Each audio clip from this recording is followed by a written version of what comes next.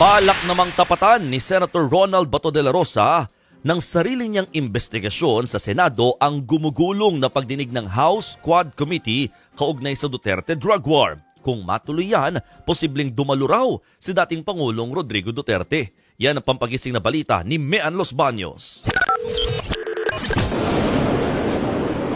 Tumitindi ang mga plot twist sa pagdinig ng House Quad Committee tungkol sa extrajudicial killings noong Duterte drug war. Dawit sina dating Pangulong Rodrigo Duterte, dating Special Assistant to the President at ngayon Senador na si Bongo, at dating PNP Chief at ngayon Senador na si Ronald Bato de la Rosa.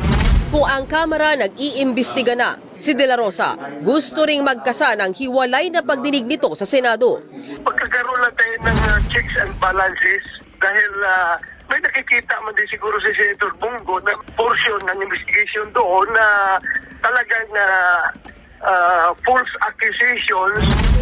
Kinumpirma rin ni Senator Go na balak niyang maghain ng resolusyon para siyasatin ng Senado ang Duterte drug war. Pagtitiyak pa niya, magiging patas ang investigasyon. Sakaling matuloy yan, mas malaki ang tsansang sa Senado raw humarap si dating Pangulong Duterte, gayon din ang mga dati niyang gabinete. Balak ni Senator De La Rosa na simulan ang pagdinig ng kanyang komite kaugnay sa issue ng drug war bago mag-resume ang sesyon sa darating na Nobyembre. Sa ngayon kasi, nakabreak pa ang Senado at pagkatapos naman ng undas, tututok na ang mga senador sa pagdebate kaugnay sa 2025 national budget para maipasa ito bago matapos ang taon.